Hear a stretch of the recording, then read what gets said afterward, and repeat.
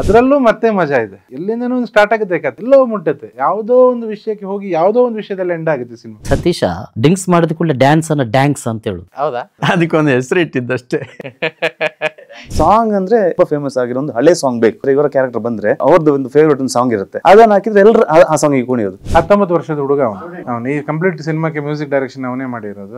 ಹಗಲೊತ್ತಲ್ಲಿ college ಹೋಗ್ತಾನೆ, ರಾತ್ರಿ ಹೊತ್ತಲ್ಲಿ ಮ್ಯೂಸಿಕ್ ಮಾಡ್ತಾನೆ. ಈ ಐಡಿಯಾನ ರಾಜ್ ತಲೆಗೆ ಹೊಳೆದು ಇದನ್ನ ಕೈಕೊಳ್ಳೋ ಸ್ಟುಡಿಯೋಸ್ ಅಂತ ಹೇಳಿ ನಮ್ಮ ಪೋಸ್ಟರ್ ಮಾಡಿ ಅವ್ರ ತಲೆಗೆ ಹಾಕ್ಬೇಕಾದ್ರೆ ಅವರು ಇದನ್ನ ಜನರೇಟ್ ಮಾಡಿರೋದು, ಹ್ಯಾಂಡ್ ಅಲ್ಲೇ ಪೇಂಟ್ ಮಾಡಿರುವಂತದ್ದು ಎಲ್ಲವೂ. ಸಿನಿಮಾ ನೋಡ್ಬೇಕಿದ್ರೆ ಇದೆಲ್ಲೋ ನಾನು ಅಥವಾ ಅವನು ಅಂತ ಅನಿಸ್ಬಿಡ್ತದೆ. ಈ ಪೋಸ್ಟರ್ ಬಂದು ನಮ್ಗೆ ನೋಡ್ಬೇಕಾದ್ರೆ ಆಯ್ತಲ್ಲ ಮಾರ್ಲೋರ್ ನೋಡ್ತಾ ಇದ್ದೇವೆ ಅಂತ ಅನ್ಸ್ಬಿಡ್ತು ನಮ್ಗೆಲ್ರಿಗೂ. ಇಲ್ಲ, ಎಲ್ಲಾ ನಗುವಿನ ಕಥೆಯಲ್ಲಿ ಕೊನೆಗೊಂದು ಭಾವುಕತೆ ಇರುತ್ತೆ. ಹಿಂಗಿರುತ್ತೆ ಅಂತ ಹೇಳಿ ಅದ್ರಲ್ಲಿ ಎಂಡ್ ಆಗಲ್ಲ ಸಿನಿಮಾ ಆಕ್ಚುಲಿ. ಹಾ, ಅದ್ರಲ್ಲೂ ಮತ್ತೆ ಮಜಾ ಇದೆ ನಿಮ್ಗೆ. ಅದೇ ಸ್ಪೆಷಾಲಿಟಿ ಈ ಸಿನಿಮಾದು. ಎಲ್ಲಿಂದನೋ ಸ್ಟಾರ್ಟ್ ಆಗೋ ಒಂದು ಕತೆ ಎಲ್ಲೋಗಿ ಮುಟ್ಟುತ್ತಲ್ಲ, ಅದು ನೀವು ಸಿನಿಮಾ ನೋಡಿದಾಗ ಗೊತ್ತಾಗುತ್ತೆ. ಎಲ್ಲಿಂದನೂ ಒಂದು ಸ್ಟಾರ್ಟ್ ಆಗುತ್ತೆ ಕತೆ, ಎಲ್ಲೋ ಮುಟ್ಟುತ್ತೆ, ಯಾವುದೋ ಒಂದು ವಿಷಯಕ್ಕೆ ಹೋಗಿ ಯಾವುದೋ ಒಂದು ವಿಷಯದಲ್ಲಿ ಎಂಡ್ ಆಗುತ್ತೆ ಸಿನಿಮಾ. ನೀವು ಹಾಡು ಮಾಡಿದಿರಲ್ಲ, ಯಾವ ಪ್ಯಾಟರ್ನ್ ಹಾಡಿದು? ಅಂದ್ರೆ ನೀವು ಪಿಕ್ಚರ್ಗೆ ಮಾಡಿರೋ ಹಾಡು ಇಷ್ಟು ಬೇಗ ರಪ್ ಅಂತ ಅದು ಅಷ್ಟು ಬೇಗ ರೀಚ್ ಆಯ್ತು ಅಂದ್ರೆ ಎಲ್ಲ ಕಡೆ ಕೇಳ್ತಾರೆ. ನಾನು ಮೊನ್ನೆ FM ಅಲ್ಲಿ ಕೇಳಿ ಯಾವ ಸಿನಿಮಾ ಹಾಡಿದಂತ, ಆಮೇಲೆ ಗೊತ್ತಾಯ್ತು, ಎಲ್ಲ ಕೇಳ್ದಂಗೆ ಅನಿಸ್ತು. ಆಮೇಲೆ ಯೂಟ್ಯೂಬಲ್ಲಿ ನೋಡಿರೋದು ನೆನಪಾಯ್ತು. ಮತ್ತೆ ಅದೇನಂದ್ರೆ ಸತೀಶ ಡಿಂಕ್ಸ್ ಮಾಡಿದ ಕೂಡಲೇ ಡ್ಯಾನ್ಸ್ ಅನ್ನ ಡ್ಯಾಂಕ್ಸ್ ಅಂತ ಹೇಳು. ಹೌದಾ? ಈ ಸಿನಿಮಾದಲ್ಲಿ ಅದಕ್ಕೊಂದು ಹೆಸರು ಇಟ್ಟಿದ್ದಷ್ಟೇ. ಈ ಥರದೊಂದು ಸಿನಿಮಾಗೆ ಒಂದು ಸಾಂಗ್ ಬೇಕು ಅಂದರೆ ಅಲ್ಲಿ ಒಂದು ಮದುವೆ ನಡೆಯುತ್ತೆ. ಮದುವೆ ನಡೆಯುತ್ತೆ ಈಗಿಂದ ಒಂದು ಟ್ರೆಂಡ್ ಏನು DJ ಆ ಥರದಲ್ಲ, ಒಂದು ನಮ್ಮ ಊರಲ್ಲಿ ಒಂದು ನಡೀತಲ್ಲ ಒಂದು ಫುಲ್ ಸಾಂಗ್, ಈಗ ಫುಲ್ ಗ್ರಾಮದಲ್ಲಿ ನಡೆಯುವಂಥದ್ದು. ಈಗ ಒಂದು ಫುಲ್ ಸಾಂಗ್ ಹಾಕೋದಿಲ್ಲ, ಒಂದೊಂದು ನಿಮಿಷ ಎವ್ರಿಬಡಿ ಅಂತೇಳಿ ಮಧ್ಯದಲ್ಲಿ ಒಂದು ಹಾಕಿ ಮತ್ತೆ ಚೇಂಜ್ ಆಗುತ್ತೆ ಸಾಂಗ್. ಸೊ ಆ ರೀತಿ ನಾನು ನೋಡಿರೋಂಥ ಒಂದು ಮದುವೆ ಡ್ಯಾನ್ಸ್ ಎಲ್ಲ ಈಗ ಅಂದರೆ ಫುಲ್ ಸಾಂಗ್ ಎಲ್ಲ ಕುಣಿಯೋದು. ಫಸ್ಟ್ ಯುವಕರು ಕುಣಿತಾ ಇರ್ತಾರೆ, ನಂತರ ಊರ ಹಿರಿಯರೆಲ್ಲ ಬರ್ತಾರಲ್ಲ, ಎಲ್ಲ ಜೊತೆಗೆ ಸೇರಿ ಕುಣಿಯೋದು ಆ ಒಂದು ದಿವಸ. ಅದನ್ನು ನಾನು ನೋಡಿದ್ದೆ, ನನಗೆ ಅದನ್ನು ತರಬೇಕು ಅಂತ ಇತ್ತು. ನಾನು ತುಂಬ ಮಜಾ ಮಾಡಿದ್ದೀನಿ ಅಂಥದ್ದನ್ನೆಲ್ಲ. ಹಾಗೆ ನೋಡಬೇಕಾದ್ರೆ ನನಗೆ ಆ ಸಾಂಗ್ ಅಂದರೆ ಈ ಸಿನಿಮಾಕ್ಕೆ ಒಂದು ರೆಟ್ರೋ, ಒಂದು ಹಳೇ ಸಾಂಗ್, ತುಂಬ ಫೇಮಸ್ ಆಗಿರೋ ಒಂದು ಹಳೇ ಸಾಂಗ್ ಬೇಕು. ಅಂದರೆ ಊರಲ್ಲಿ ಅದೇ ಥರ ಕುಣಿಯೋದು. ಈಗ ರವೀಣ ಬಂದರೆ, ಇವರ ಕ್ಯಾರೆಕ್ಟರ್ ಬಂದರೆ ಅವರಿಗೊಂದು ಇಷ್ಟ, ಅವ್ರದ್ದು ಒಂದು ಫೇವ್ರೇಟ್ ಒಂದು ಸಾಂಗ್ ಇರುತ್ತೆ, ಅದನ್ನು ಹಾಕಿದ್ರೆ ಎಲ್ಲರೂ ಆ ಸಾಂಗಿಗೆ ಕುಣಿಯೋದು. ಅದು ಮಾಡಬೇಕಾದ್ರೆ ನಮ್ಗೆ ಇಲ್ಲಿ ಕಷ್ಟ. ತಮಿಳು ತೆಲುಗಲ್ಲಿ ರೆಟ್ರೋ ಸಾಂಗ್ ಅದೆಲ್ಲ ಬಹಳ ಈಸಿಯಾಗಿ ಎಲ್ಲ ಸಿನಿಮಾದಲ್ಲಿ ಆಗ್ತಾ ಇದ್ದಾರೆ. ಇಲ್ಲಿ ಕಷ್ಟ. ಈ ರೈಟ್ಸು ಕಾಪಿ ಟಚ್ ಮಾಡೋಕ್ಕಾಗಲ್ಲ. ಈ ಸಣ್ಣ ಸಿನಿಮಾದವರೆಲ್ಲ ಟಚ್ ಮಾಡೋಕ್ಕಾಗಲ್ಲ ಅದನ್ನು. ಅದಕ್ಕೋಸ್ಕರ ನಾವೊಂದು ಸಾಂಗ್ ಮಾಡಿದ್ವಿ. ಅದು ಸುಮೇಧ್ ಅಂತ, ಸುಮೇಧ್ ಕೆ ಅಂತ ಮ್ಯೂಸಿಕ್ ಡೈರೆಕ್ಟ್ರು. ಎಲ್ಲ ಕಡೆ ಸಣ್ಣ ಅಂದರೆ 19 ವರ್ಷದ ಹುಡುಗ ಅವನು ಈ ಕಂಪ್ಲೀಟ್ ಸಿನಿಮಾಕ್ಕೆ ಮ್ಯೂಸಿಕ್ ಡೈರೆಕ್ಷನ್ ಅವನೇ ಮಾಡಿರೋದು. 19 ವರ್ಷದ ಹುಡುಗ ಹಗಲೊತ್ತಲ್ಲಿ ಕಾಲೇಜ್ ಹೋಗ್ತಾನೆ, ರಾತ್ರಿ ಹೊತ್ತಲ್ಲಿ ಮ್ಯೂಸಿಕ್ ಮಾಡ್ತಾನೆ. ಸೊ ಇಂಥ ಇದರಲ್ಲಿ ಅವರು ಮ್ಯೂಸಿಕ್ ಕೊಟ್ಟಿರೋದು. ನನಗೆ ನಿಮ್ಮ ಟೆಕ್ನಿಕಲ್ ಟೀಮ್ ಇಂಟ್ರೆಸ್ಟಿಂಗ್ ಆಗಿದೆ ಹಂಗಾರೆ. ಎಲ್ಲರೂ ಹೊಸಬ್ರೆ ಸರ್. ಮ್ಯೂಸಿಕ್ ಡೈರೆಕ್ಟರ್ ಸುಮೇಧ್ ಅಂತ ಹೇಳಿ, DGM ಮಾಡಿರೋದು ಸಂದೀಪ್ ತುಳಸಿದಾಸ್ ಅಂತೇಳಿ ಕೇರಳದವರು.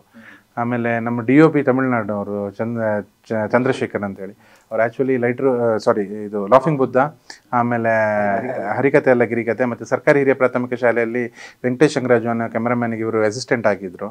ಸೊ ಅಲ್ಲಿಂದ ಅವ್ರ ಜರ್ನಿ. ಮತ್ತೊಂದು ತೆಲುಗು ಸಿನಿಮಾನೂ ಮಾಡಿದ್ದಾರೆ ಅವರು. ಆಮೇಲೆ ನಮ್ಮದು ಪ್ರೊಡಕ್ಷನ್ ಡಿಸೈನರ್ ಸುಷ್ಮಾ ಅಂತೇಳಿ, ಅವರು ಹೊಸಬ್ರು, ಚಾರ್ಲಿಯಲ್ಲಿ ಕೆಲಸ ಮಾಡಿದ ಅನುಭವ ಇತ್ತು ಅವರಿಗೆ. ಆಮೇಲೆ ಬೇರೆ ನಮ್ಮ ಪ್ರೊಡ್ಯೂಸರು ರವಿರೈ ಕಳಶ ಅವರಿಬ್ಬರು ಎಕ್ಸ್ಪೀರಿಯನ್ಸ್ಡ್, ಮತ್ತು ಶಶಿಧರ್ ಶೆಟ್ಟಿ ಬರೋಡ್ ಅವರು ಹೊಸಬ್ರು. ಅವರು ಇದಕ್ಕೆ ಬಂಡವಾಳ ಹೂಡಿದ್ದಾರೆ. ನಿತಿನ್ ಶೆಟ್ಟಿ ಅವರು ಟೋಬಿಗೆ ಎಡಿಟರ್ ಆಗಿದ್ರು, ಇದಕ್ಕೂ ಅವರು ಎಡಿಟರ್ ಆಗಿ ಕಂಟಿನ್ಯೂ ಆಗಿದ್ದಾರೆ. ಮತ್ತೆ ನಮಗೆ ಪ್ರತೀಕ್ ಅವರೆಲ್ಲ ನಮಗೆ ಮುಂಚೆಯಿಂದಾನೆ ಪ್ರತೀಕ್ ಇದ್ದಾರೆ, ರೋಹಿತ್ ಇದ್ದಾರೆ. ತುಂಬ ಡೈರೆಕ್ಷನ್ ಟೀಮ್ ಹೊಸ್ತು. ನಮಗೆ ಎಲ್ಲರ ಹೊಸೊಬ್ಬರಿಗೇನೆ ಅವಕಾಶ ಕೊಟ್ಟಿರೋದು ಆ್ಯಕ್ಚುಲಿ ರಾಜ್. ಅಂದರೆ ನೀವೇ ಸೇರ್ಕೊಂಡು ಮಾಡಿ ಅಂತ ಹೇಳಿ. ಶೂಟ್ ಆಗಬೇಕಾದ್ರೆ ಅವರು ನಮ್ಮ DOP ಇದ್ದಾರಲ್ಲ ಚಂದ್ರಶೇಖರ್, ಅವ್ರು ನನ್ನ ಕರೆದು ಹೇಳಿದರು, ನೀವು ತುಂಬ ಅದೃಷ್ಟವಂತರು. ಅಂದರೆ ಒಬ್ಬ ನಿರ್ದೇಶಕನಿಗೆ ಒಂದು ಹೊಸ ಅವನು ಫಸ್ಟ್ ಸಿನಿಮಾಗೆ ಇಷ್ಟು ಒಳ್ಳೆ ತಂಡ ಸಿಗೋದು ಒಂದು ಅವನ ಅದೃಷ್ಟನೇ ಸರಿ ಅಂತ. ಆ್ಯಂಡ್ ಈ ಐಡಿಯಾ ಹೆಂಗೆ ಅಂದರೆ, ಈ ಸಿನಿಮಾ ಪಬ್ಲಿಸಿಟಿ ಪೋಸ್ಟ್ರು, ಈ ಡಿಸೈನು ರೆಗ್ಯುಲರಾಗಿ ಬರೋದೇ ಬೇರೆ. ಈ ಸಿನಿಮಾಗೆ ಇಷ್ಟು ಚಂದ ಅಂದರೆ, ಒಬ್ಬ ನೋಡಿ ಮೈನ್ ಕ್ಯಾರೆಕ್ಟರ್ 4 ಹಾಕ್ಬಿಟ್ಟು ಪೋಸ್ಟರ್ ಮಾಡ್ತಾರೆ, ಇಲ್ಲಿ ಎಲ್ಲರೂ ಇದ್ದಾರೆ.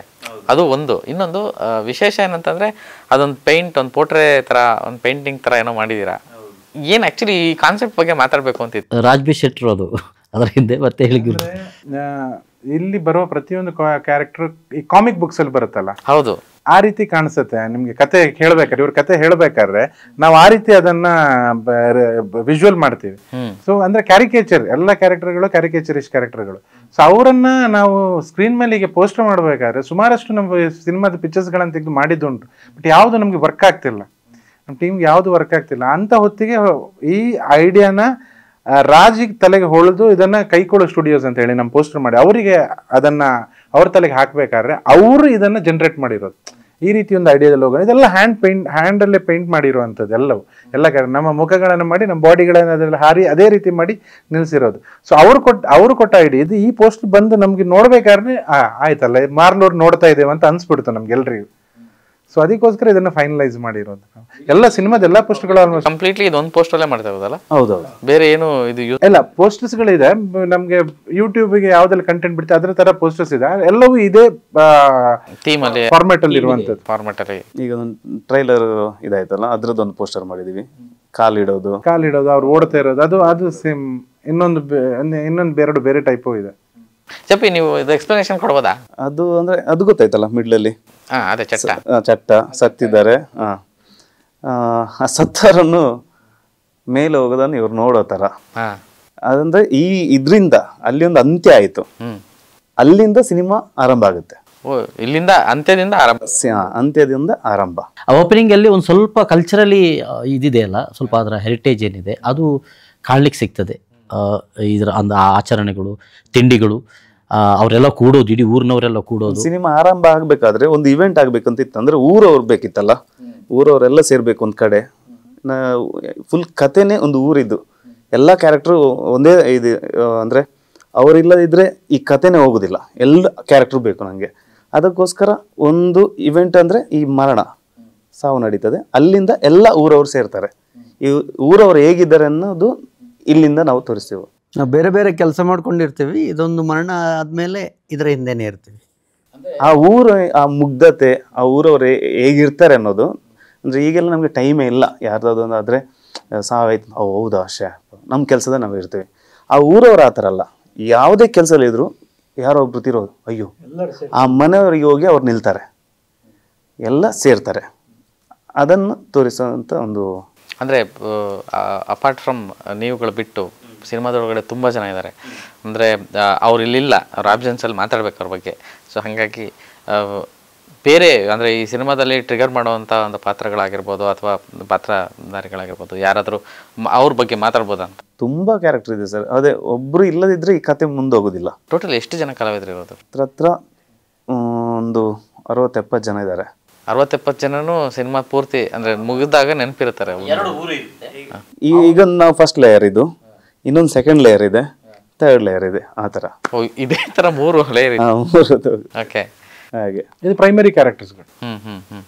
ಇದರಲ್ಲಿ ತುಂಬ ಜನ ಇಲ್ಲ. ಪ್ರಕಾಶಣ್ಣ ಇದ್ದಾರೆ, ನಂತರ ನಮ್ಮದು ಸಂಧ್ಯಾ ಅರೆಕೆರೆ, ತುಂಬ ಆರ್ಟಿಸ್ಟ್ನವರಿದ್ದಾರೆ. ಅಂದರೆ ನಾನು ಹೇಳೋದು ಅಂದರೆ ಇದು ನೈಜ ಘಟನೆಗಳನ್ನು ನೋಡ್ಕೊಂಡು ಮಾಡಿರೋಂಥ ಕಥೆನ ಅಥವಾ ಕಾಲ್ಪನಿಕ ಕಥೆನ? ಸಿನಿಮಾ ನೋಡಬೇಕಿದ್ರೆ ಇದೆಲ್ಲೋ ನಾನು ಅಥವಾ ಅವನೋ ಅಂತ ಅನಿಸ್ಬಿಡ್ತದೆ. ನನ್ನೂರು, ಸೊ ಹೀಗಿದ್ದಾರಲ್ಲ, ಸೊ ಇವರನ್ನು ನೋಡಿದ್ದೇನೆ ನಾನು, ಇವ್ರನ್ನ ಇಲ್ಲೋ ನೋಡಿದ್ದೇನೆ ನಾನು ಅಂತ ಅನಿಸ್ಬಿಡ್ತದೆ. ಸೊ ಆ ಹಿನ್ನೆಲೆಯಲ್ಲಿ ನೋಡುವಾಗ ಹೌದು ಇದು ನಡೆದಿರುವಂಥ ಕತೆ ಅಂತ ಆಗಿಬಿಡ್ತದೆ, ಎಲ್ಲೋ ನಡೀತಾ ಇದೆ ಅಥವಾ ನಡೆದಿರೋ ಕತೆ ಅನ್ನುವಂಥ ಆಗಿಬಿಡ್ತದೆ. ಇದರಲ್ಲಿ ಒಂದು ಭಾವ ಅಂತ ಒಂದು ಕ್ಯಾರೆಕ್ಟರ್ ಇದೆ. ಅದು ಭಾವ ಕ್ಯಾರೆಕ್ಟ್ರ್ ನಾನು ಯಾವಾಗ ಯಾರ ಹತ್ರ ಹೇಳ್ಬೇಕಾದ್ರೆ ಸಹ ಕತೆ ಹೇಳ್ಬೇಕಾದ್ರೆ ಬಾಲಣ್ಣ ಸ್ಕ್ರಿಪ್ಟು ಓದಿದ್ರು. ಆಗ ಅವ್ರು ಹೇಳಿದರು ಅವರು ಕುಮಟ. ಅವ್ರು ಹೇಳಿದರು ನಮ್ಮೂರಲ್ಲಿ ಒಬ್ಬರು ಇದ್ದಾರೆ ಇದೇ ಸೇಮ್ ಕ್ಯಾರೆಕ್ಟ್ರ್, ಎಲ್ಲಿ ನೋಡಿದ್ರಿ ಅಂತ. ನಾನು ನೋಡಿರೋಂಥ ಪಾತ್ರ ಅದು. ನಂತರ ಚಂದ್ರಶೇಖರ್ ನಮ್ಮ DP, ಅವ್ರು ತಮಿಳ್ನಾಡು ತಿರುಚಿ ಎಲ್ಲೋ. ಅವ್ರು ಹೇಳಿದರು ಇದ್ದಿಲ್ಲಿಂದ ಸಿಕ್ಕಿತ್ತು ನಿಮಗೆ, ಇದು ನನ್ನ ಮನೆಯಲ್ಲಿದ್ದಾರೆ ಇವರು ಅಂತ. ಹಾಗೆ ತುಂಬ ಇಂಥ ಪಾತ್ರಗಳು ಅದೇ ಥರ ಆಗುತ್ತೆ. ನೀವು ಸಿನಿಮಾ ನೋಡಿದ ನಂತರ ಇದು ನನ್ನ ಫ್ರೆಂಡ್, ಇದು ಅವನ ಕ್ಯಾರೆಕ್ಟರ್ ಇದೇ ಹೇಗೆ ಸಿಕ್ತು ನಿಮ್ಗೆ ಅಂತ ಅದೇ ಥರ ಹತ್ರ ಆಗುತ್ತೆ ಎಲ್ಲ. ನಾನು ನೋಡಿರೋಂಥ ತುಂಬ ಪಾತ್ರಗಳಿದು.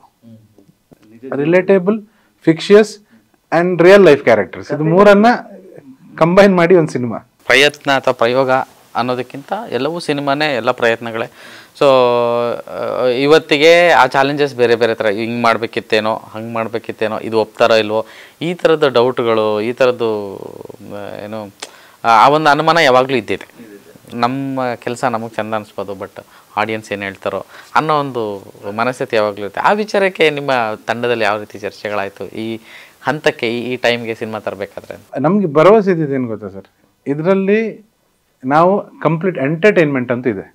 ಸೊ ಅದು ಒಂದೇ ನಮ್ಗೆ ಭರವಸೆ. ನಮಗೆ ನಾವು ಪ್ರಯೋಗ ಅಂತ ಮಾಡಿದ್ದೇ ಅಲ್ಲ, ಜನಗಳಿಗೆ ಮನೋರಂಜನೆ ಕೊಡ್ಬೇಕು ಅನ್ನೋದೇ ಮೋಟಿವ್ ಇದ್ದದ್ದು. ಅದೇ ಮೋಟಿವನ್ನು ಇಟ್ಕೊಂಡೇ ಅವ್ರು ಸ್ಕ್ರಿಪ್ಟ್ ಬರೆದಿರೋದು. ಸೊ ನಮ್ಗೆ ಗೊತ್ತಿತ್ತು ಇದು ಡೆಫಿನೆಟ್ಲಿ ಜನಗಳ ಎಂಟರ್ಟೈನ್ ಮಾಡುತ್ತೆ ಅಂತ ಹೇಳಿ. ಅದಕ್ಕೋಸ್ಕರ ನಾವು ಬೋಲ್ಡ್ ಆಗಿ ಈ ಸಿನಿಮಾನ ಮಾಡಿರೋದು. ಸೊ ಅದು ಆ ಬಗ್ಗೆ ಎಲ್ಲೂ ಚರ್ಚೆ ನಮ್ಮೊಳಗೆ ಯಾವತ್ತೂ ನಡೆದಿಲ್ಲ ಅದ್ರ ಬಗ್ಗೆ. ರಾಜ್ ಬಿ ಶೆಟ್ರು ಒಬ್ಬ ಒಳ್ಳೆ ಪ್ರೇಕ್ಷಕ ಕೂಡ. ಆ ರೀತಿಯಾಗಿ ನಿಂತವ್ರು ನೋಡ್ತಾರೆ, ಒಬ್ಬ ಪ್ರೇಕ್ಷಕರ ನೆಲೆಗಟ್ಟಿನಲ್ಲಿ ನಿಂತು ಅವರು ನೋಡ್ತಾರೆ, ಅದನ್ನೇ ವಿಮರ್ಶೆ ಮಾಡ್ತಾ ಇರ್ತಾರೆ. ಸೊ ಹಾಗಾಗಿ ಒಂದು ಧೈರ್ಯ, ಜನ ಇದನ್ನು ಮೆಚ್ಕೊಳ್ಬೋದು ಅಂತ.